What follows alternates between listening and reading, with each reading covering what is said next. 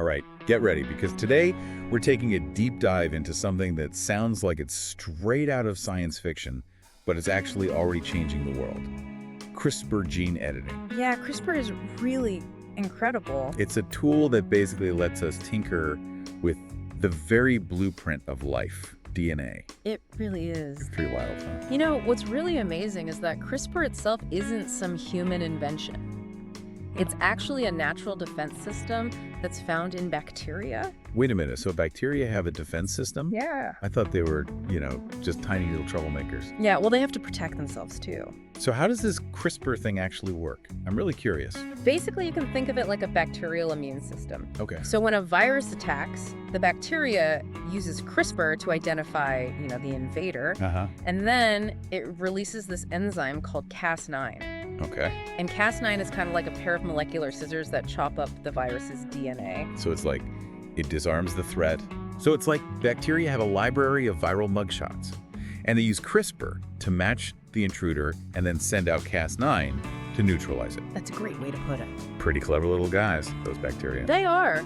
So the real breakthrough here, I imagine, came when scientists figured out how to, kind of harness this system and use it to edit genes in any organism, including us, humans. That's right. That's when things really took off. Okay, now we're talking Yeah. editing the very code of life. It's powerful stuff. But before we get into all the amazing possibilities here, let's break down how this gene editing magic actually happens. Sure. I want to understand the nitty-gritty. So basically, scientists create this guide RNA, Okay. which is like a molecular GPS, if you will, Okay. that matches the specific DNA sequence that they're targeting. Uh-huh. And this guide RNA, it leads the Cas9 enzyme to the precise location on the DNA where it needs to make the cut. So if DNA is like this massive instruction manual, we can now use CRISPR to pinpoint the exact sentence that we want to edit. Exactly. It's incredibly precise. That's some next level precision. It really is. And once the DNA is, snipped at that specific spot, the cell's natural repair mechanisms kick in. Right. And that gives us the chance to actually manipulate things. Yes. So this is where it gets really interesting. Right? Yeah. We've made the cut. Now how do we rewrite the code? What are these repair mechanisms all about? So there are two main pathways for DNA repair. Okay. One is called non-homologous end joining, or NHEJ for short. Catchy. It is, and it's kind of like using duct tape to fix a broken zipper. The cell just tries to stick those broken ends back together as quickly as possible. Right. But it can be a bit messy, and it sometimes leads to errors in the DNA sequence. Okay, so NHEJ is the quick and dirty fix, but it might not be the prettiest. That's a good way to think about it. So what's the other option? The other option is called homology-directed repair, or HDR. Okay. And this one, you can think of it like having the original zipper slider to guide the repair. It's much more precise. And the cell uses a provided template to fix the break. Right. And scientists can provide that template with the desired DNA sequence. So they essentially trick the cell into inserting the edit that they want. So HDR is like having a blueprint to make sure the repair is done perfectly, no duct tape required. Exactly. Now, CRISPR feels incredibly cutting edge, obviously. It is. But were there any other methods for editing genes before CRISPR came along? Yes, there were. Nice.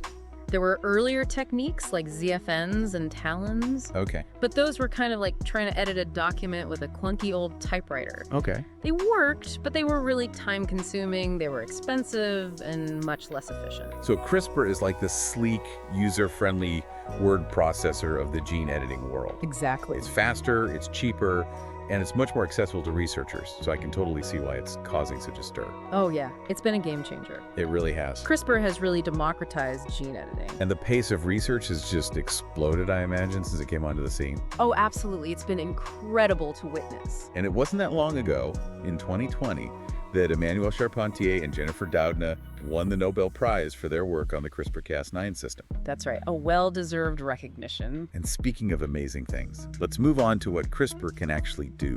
Okay. I know there's some incredible applications out there, especially in medicine. There are. Where do we even begin? Well, one area where CRISPR is already making a huge impact is in creating disease models. Okay. So scientists can actually create animals with specific genetic mutations to study diseases like, say, Alzheimer's in a much more accurate and controlled way. Interesting. It's like having a real-life simulation to test potential treatments. So we could create a mouse with the same genetic mutation that causes Alzheimer's in humans and then test new therapies on that mouse Exactly. in a living model that actually reflects the disease. That's the idea. Wow, it sounds like that could speed up drug development significantly. It could. It has tremendous potential. That is amazing. But let's not get too far ahead of ourselves. Right. I know there are some serious ethical considerations surrounding CRISPR, Oh, absolutely. especially when it comes to editing the human germline. Yes, that's a big one. We're talking about altering genes in eggs, sperm, or embryos. Right. Changes that could be passed down to future generations. Exactly. It's a huge responsibility. It's a lot to ponder. It is. The idea of eradicating genetic diseases is obviously incredibly compelling, For sure. but, the potential for unintended consequences and even the creation of a society where certain genetic traits are favored over others, that's a daunting prospect. There are definitely a lot of ethical challenges to consider. It sounds like we're wading into some pretty deep philosophical waters here. We are. And these conversations, they're not just happening in academic circles, are they? Not at all. These are global conversations. So there have been efforts, international efforts, to establish guidelines for the responsible use of CRISPR, especially when it comes to germline editing. That's right. In 2015, there was that landmark international summit on human gene editing in Washington, D.C., to address these very ethical concerns. Yes, it was a crucial step in bringing together experts from all over the world to discuss these issues. And what was the outcome of that summit? Did they reach any conclusions about how to proceed? Well, they acknowledged the potential benefits of CRISPR, of course, but they also emphasized the need for caution, for more research, and for broad societal consensus before any clinical use of germline editing in humans. So no green light for designer babies just yet. Not quite. That sounds like a pretty wise and cautious approach, given how much is at stake. I agree. It's a sensitive topic. And those conversations are ongoing, right? We haven't reached a final verdict on the ethics of CRISPR and germline editing. Absolutely not. These debates are far from over. Well, it's clear that we've only just scratched the surface of CRISPR's vast possibilities and the complex implications it holds. That's for sure. We've covered a lot of ground today, from the basics of gene editing to the mind-blowing applications in medicine. It's been quite a journey. And of course, we talked about those profound ethical questions as well. It's a lot to take in. It is. But there's still so much more to explore, so dear listeners, stay tuned for part 2 of our CRISPR deep dive, where we'll delve into the potential impact of this technology on agriculture. It's going to be fascinating. And of course, we'll grapple with those thorny ethical considerations as well. Stay tuned. See you soon. Welcome back to our deep dive into CRISPR. Yeah, it's easy to get caught up in all the medical marvels that we were just talking about. It is. But CRISPR's impact on, our food systems might be even more profound.